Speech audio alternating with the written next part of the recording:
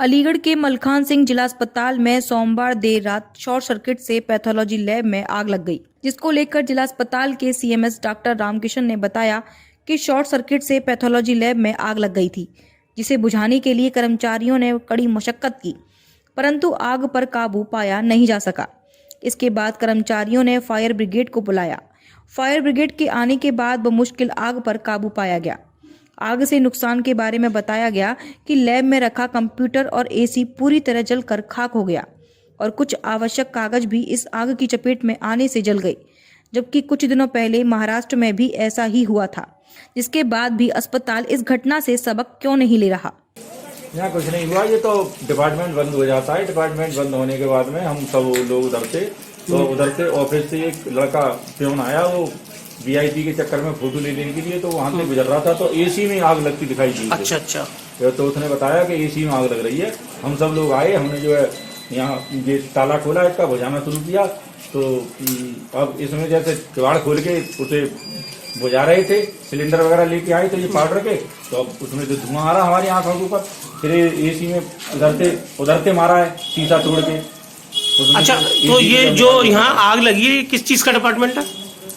ये pathology department है। अच्छा, यहाँ इसके अलावा एसी के अलावा कुछ और भी जलकर हुआ है नुकसान? क्या नुकसान है? हाँ, एसी के अलावा ये कंप्यूटर और ये प्रिंटर जो है जल गए। अच्छा। और अब इसमें जो है पाउडर से गंदा हो गया है, ये अब कितना नुकसान है ये तो बाद में आकलन हो पाएगा। अच्छा जी, क्या घटना घटी, कहाँ पर हुई? पैथोलॉजी लैब के एसी में आग थी जी, जिसको फायर सर्विस में तत्काल ही आकर पूर्ण रूप से बुझा दिया। कितनी गाड़ी आई है? 3 गाड़ियाँ हैं, 3 फायर टैंकर आए, 2 बन्ना देवी से और 1 फायर टैंकर पुलिस लाइन से। तो आग बुझा दी? हाँ, आग पूर्ण रूप से बुझा दी गई है और कोई जानहानि नहीं है। मौके पर पुलिस फोर्स से हमारे श्रीमान सीएफओ महोदय भी मौजूद थे। वृंदावन के हरिनिकुंज चौराहा स्थित हरिनिकुंज आश्रम, जो कि विवाद के मामले में चल रहा था, उसको लेकर एक बार फिर संतों की बैठक आहूत हुई, जिसमें सभी संतों ने हरिनिकुंज आश्रम पर हो रहे कब्जे को लेकर विस्तार से चर्चा की। इस अवसर पर हरिनिकुंज आश्रम में हो रही बैठक में निर्मल अखाड़े के महंत ज्ञानदीप महाराज भी उपस्थित रहे, जिन्होंने कहा कि हरिनिकुंज आश्रम मुकुंद हरिजी महाराज द्वारा भटिंडा में निर्मल अखाड़े के रजिस्टर्ड है। इसका मालिकाना हक निर्मल अखाड़े का है। ट्रस्ट द्वारा निर्मल अखाड़े की इस जगह को दबाया जा रहा था। ब्रज के सभी संतों ने इस बात का समर्थन करते हुए अमनदीप महाराज को ज्ञानदीप महाराज की अध्यक्षता में हरिनिकुंज आश्रम का बना दिया गया, जिसकी महंताई आने वाले कुछ समय बाद की जाएगी। जिस प्रकार से हरिनिकुंज आश्रम में मतलब निर्मल अखाड़े को लेकर के विवाद बता रहे थे, उसके बारे में बताएंगे आप इसके उसी की महंत। ये हरिनिकुंज निर्मल परंपरा में का स्थान है, क्योंकि स्वामी मुकुंद हरि जी महाराज निर्मल संप्रदाय के, निर्मल भेष के, निर्मल पंचायत के अखाड़े के संत थे। उनके गुरुदेव का नाम श्री स्वामी आत्मा सिंह जी महाराज के शिष्य मुकुंद हरि जी महाराज। मुकुंद हरि जी महाराज जो है का सब पठन पाठन निर्मल पंचायत के अखाड़ा कनखल हरिद्वार, जो पटियाला वाली हवेली, उसमें निर्मल संस्कृत विद्यालय था, उसमें पठन पाठन उनका हुआ। और साथ ही उनकी परंपरा जो है ये निर्मल परंपरा है, निर्मल पंचायती अखाड़े से। उनके बाद उनके स्वामी रघुवीर हरि जी महाराज सेवा में है और ये परंपरा निर्मल परंपरा है। और निर्मल परंपरा का स्थान होने से मुकुंद हरि जी महाराज के शरीर के बाद जो यहाँ ये हरिनिकुंज मुकुंद हरि जी महाराज के द्वारा ही स्थापित हुआ, जिसकी जमीन आदि ली गई, सब कुछ रजिस्ट्रियाँ आदि सब कुछ नीचे होते हुआ है। और आगे बीच में ये उधारा कुछ जो संत परंपरा में चलनी चाहिए थी, उसमें गतिरोध हुआ। अब जो है ठाकुर जी ने कृपा की है, मैं उसकी जिम्मेदारी अपना, क्योंकि 9-10 वर्ष पूर्व वो मुझे निर्मल पंचायती अखाड़े को विधि पूर्वक इसमें सेवा करने के लिए सौंपी गई। तो अब निर्मल पंचायती अखाड़ा निर्मल परंपरा के अनुसार जो है हमारे उसका जो हेड ऑफिस अपना कनखल में है निर्मल पंचायती अखाड़े का, वहाँ से सभी जो हमारे महंत संतों ने पंडित अमनदीप सिंह जी को मुकामी महंत के रूप में बना करके यहाँ पर जो उनकी सेवा लगाई है। और उन्होंने उसको उसी परंपरा में जो है हमारा विश्वास है आप सबको कि यहाँ पर जो मुकुंद हरि जी की महाराज के समय में सब व्यवस्थाएं चलती थी, अन्न क्षेत्र, अतिथि निवास, संत सेवा, अब ब्राह्मण सेवा, गरीब सेवा, गौ सेवा, वो सब परंपराएं उसी तरह से चले, उसके लिए निर्मल पंचायत के अखाड़े ने इसका जो उत्तरदायित्व लिया है। और मैं भी आप सबको विश्वास दिलाता हूँ, अपने सब संतों को विश्वास दिलाता हूँ कि ये सेवाएं उसी प्रकार से चलेंगी। जिस तरह से कुछ ट्रस्ट के लोग जो है वो इस पे अपना अधिकार बता रहे हैं। देखिए, जो कोई ट्रस्ट जो है ये संत परंपरा में जो है ना ट्रस्ट आदि नहीं होते हैं। ये जो सोसाइटियाँ वगैरह जो जिन्होंने बनाई हुई वो भी गलत ढंग से, अब मैं ज़्यादा इसमें मैंने एक बात मूल एक बतला दी कि निर्मल परंपरा का स्थान है निर्मल पंचायती अखाड़े का, उसको जो है स्वयं जो है निर्मल पंचायती अखाड़े ने संभाल लिया है। कि मैंने जैसा सुना है मीडिया के माध्यम से, समाज के माध्यम से, और अभी पूज्य स्वामी जी यहाँ पधारे हैं, मैं अभी आया हूँ, उससे पहले मेरी जानकारी में नहीं था। तो जिस प्रकार से जो मुझे सुनने में आ रहा है और जो हम लोग यहाँ बैठ के समझ रहे हैं, हमारी जो पूर्व से परंपरागत जो संपत्ति है और स्वामी हरि निकुंज जी महाराज जो थे जिन्होंने इसकी स्थापना की थी, वो एक अखाड़े से संबंधित थे और निर्मल अखाड़े का वो अंग होने के कारण उन्होंने पहले ही इस अखाड़े के लिए ये बोल दिया था कि मेरे न रहने पर अखाड़ा जिसको नियुक्त करेगा वही यहाँ मान्य होगा। तो ये चूंकि संपत्ति अखाड़े की हो गई, तो अखाड़े की संपत्ति पर अखाड़े के ही साधु आएंगे, इसमें कब्जे की बात कहाँ से आ गई? आश्रम है तो आश्रम में रहने वाले संत ही आएंगे, अखाड़े से संबंधित संत आएंगे। तो ये कौन लोग ऐसे हैं जो ये कह रहे हैं कि इस स्थान पर कब्जा किया है संतों ने, जब संतों की संपत्ति है और उन्होंने अपनी संपत्ति पर आकर के अपनी व्यवस्था संभाली है, तो इसे कब्जा कैसे कह दिया जाएगा? तो आज ये संत समाज वृंदावन का इकट्ठा हुआ है एक स्वर से, मतलब निर्मल अखाड़े के साथ है। हम एक स्वर से निर्मल अखाड़े के ही साथ नहीं, हम समस्त अखाड़े समस्त संतों के उन संतों के साथ हैं जहां पर इस प्रकार की गतिविधियां फैलाई जा रही हैं कि संत के न रहने पर उसको अनायास रूप से कोई भी व्यक्ति जो है अपना दावा ठोकने लगता है, अपना कब्जा करने लग जाता है। संत की संपत्ति में ग्रस्त का या समितियों का क्या काम हो गया है? राष्ट्रीय सेना क्या एक्शन लेगी इसमें? राष्ट्रीय सेना जो है निर्मल अखाड़े के साथ है। उत्तर प्रदेश की महिला कल्याण विभाग मंत्री स्वाति सिंह सोमवार को वृंदावन पहुंची, जहां उन्होंने रामताल स्थित कृष्ण कुटीर महिला आश्रय सदन का निरीक्षण किया। 70 करोड़ की लागत से बने कृष्ण कुटीर अपनी बदहाली पर आंसू बहा रहा है। आपको बताते चले कि कोविड-19 महामारी के दौर में कृष्ण कुटीर महिला आश्रय सदन, जो कि वृद्ध और विधवा माताओं के रहने के लिए बनाया गया था, वह लॉकडाउन में क्वारंटाइन सेंटर बना दिया, जिसमें कि कोरोना पीड़ित पेशेंट को यहां भर्ती किया गया था। लेकिन 10 महीने बाद कृष्ण कुटीर को क्वारंटाइन सेंटर से हटा दिया गया। लेकिन इस दौरान मरीजों द्वारा यहां से भागने के लिए तोड़फोड़ की गई, अन्य प्रयास भी किए गए, जिससे कि कृष्ण कुटीर क्षतिग्रस्त हुआ, जिसको लेकर महिला कल्याण विभाग की मंत्री स्वाति सिंह ने कृष्ण कुटीर का औचक निरीक्षण किया और पत्रकारों से वार्ता करते हुए उन्होंने कहा कि अभी यह स्वास्थ्य विभाग के द्वारा कल्याण विभाग को नहीं दिया गया है, जिसके चलते अभी इसमें माताओं की भर्ती नहीं हो सकती। जैसे ही यह महिला कल्याण विभाग को सौंप दिया जाएगा, उसके बाद ही इसमें माताओं का आवागमन होगा। क्षतिग्रस्त क्या इसको हम लोगों ने कोविड के टाइम में क्वारंटीन सेंटर यहाँ के अधिकारी बोल रहे हैं कि जो लोग यहाँ पर रहे उन लोगों ने काफ़ी इसको क्षति पहुँचाई। तो ये ज़रूर है, देखिए बहुत अच्छी बिल्डिंग बनी है, बहुत बढ़िया बिल्डिंग बना करके भारत सरकार ने उत्तर प्रदेश सरकार को दिया है। और अभी चूँकि अभी भी ये क्वारंटीन सेंटर से अभी हमारे पास आया नहीं है, रिलीज़ नहीं हुआ। आज ही मेरी डीएम मथुरा से बात हुई और मैंने उनको बोला है कि इसको अब रिलीज़ कर दें ताकि फिर हम इसमें अपना काम शुरू कर सकें। अभी भी यहाँ पर मतलब कोरोना से संबंधित जो यहाँ पे पेशेंट भर्ती हुए थे, मतलब क्वारंटीन हुए थे, उनके अभी कपड़े पड़े हैं, चादरें पड़ी हैं, साफ सफाई नहीं हुई है अभी तक। सफाई नहीं हुई है। साफ सफाई जब तक, देखिए जब तक इसको रिलीज़ नहीं करेंगे, हमें नहीं देंगे, तब तक मेरा एक भी विभाग का जो भी उसके अधिकारी हैं, जो भी कर्मचारी हैं, वो इसके लिए अधिकृत नहीं है कि यहाँ पर काम करें। मुझे लगता है ये सवाल ही आपका गलत है। नहीं, गलत नहीं। कब तक आ पाएंगी विधवा माताएं? जब तक रिलीज़ नहीं होगा, मैं आपको बता रही हूँ, शायद आप समझ नहीं पा रहे हैं कि जब तक रिलीज़ नहीं होगा, जब तक विभाग को वापस नहीं मिलेगा, तब तक वो नहीं आ सकते हैं।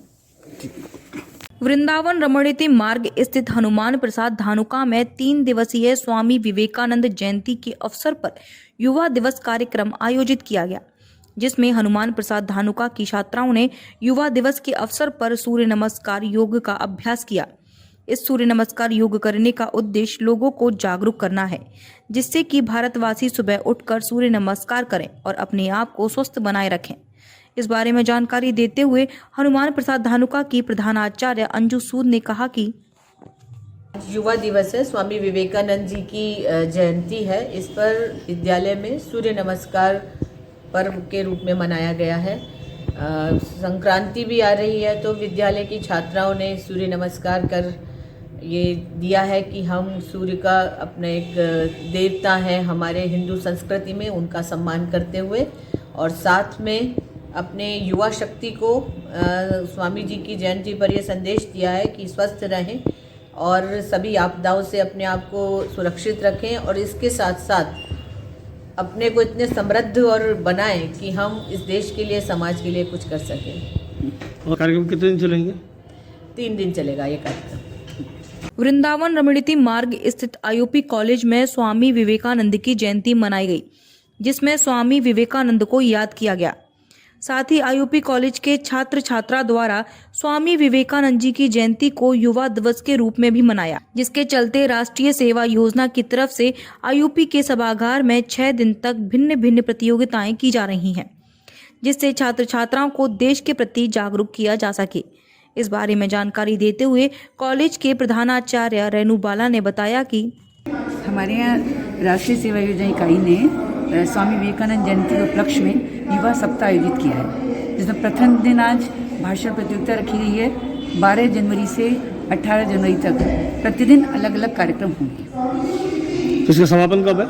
समापन इसका होगा 18 जनवरी। तो विवेकानंद जयंती के इस कार्यक्रम को क्या आपने नाम दिया है? युवा महोत्सव। तो आज के दिन मतलब क्या पहले भाषण प्रतियोगिता है और कल होगी रंगोली, फिर होगी मेहंदी, फिर होगी निबंध प्रतियोगिता और अंतिम दिन समापन, जिसमें थोड़े से कल्चरल प्रोग्राम होंगे। वृंदावन के दावानल कुंड स्थित गोकुल धाम में आज अनंत श्री विभूषित जगत गुरु विष्णु स्वामी बल्लभाचार्य महाप्रभु संप्रदाय के वैष्णव आचार्य श्री सौम्या जी पीठाधीश्वर गोस्वामी बल्लभ जी महाराज का आवागमन हुआ।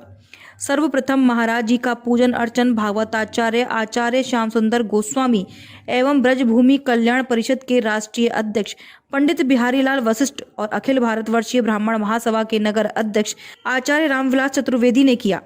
महाराज जी ने कुंभ मेला क्षेत्र में अपनी भूमि आवंटन को लेकर मेला क्षेत्र का निरीक्षण किया। आज वृंदावन आने का आपका क्या प्रयोजन है?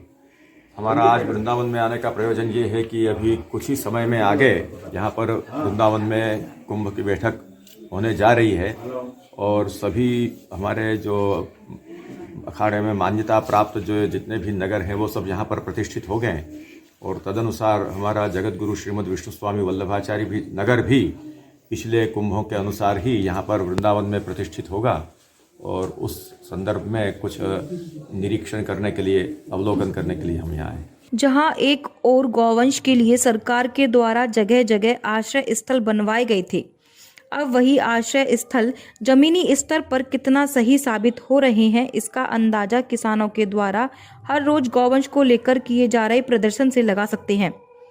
दरअसल पूरा मामला अलीगढ़ जिले की तहसील इगलास का है, जहां किसानों ने योगी सरकार मुर्दाबाद के जमकर नारे लगाए।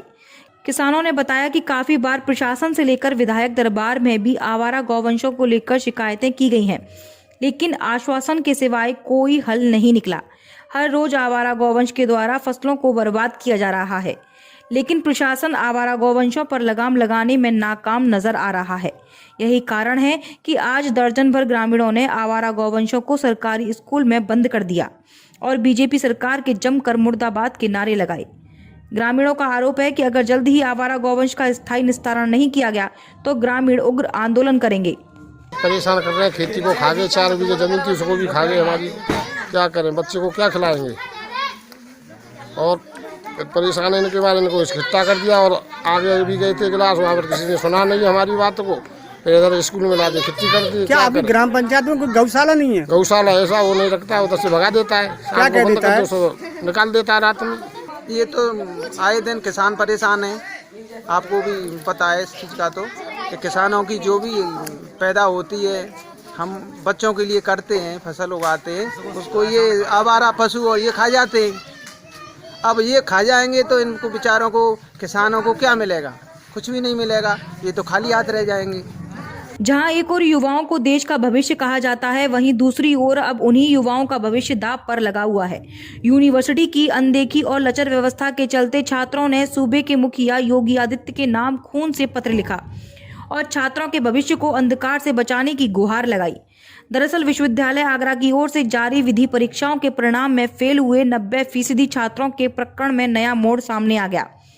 पासिंग मार्क्स की मांग को लेकर अलीगढ़ में स्थित डीएस कॉलेज के 5 विधि छात्रों ने अपने खून से मुख्यमंत्री व कुलपति को पत्र लिखा।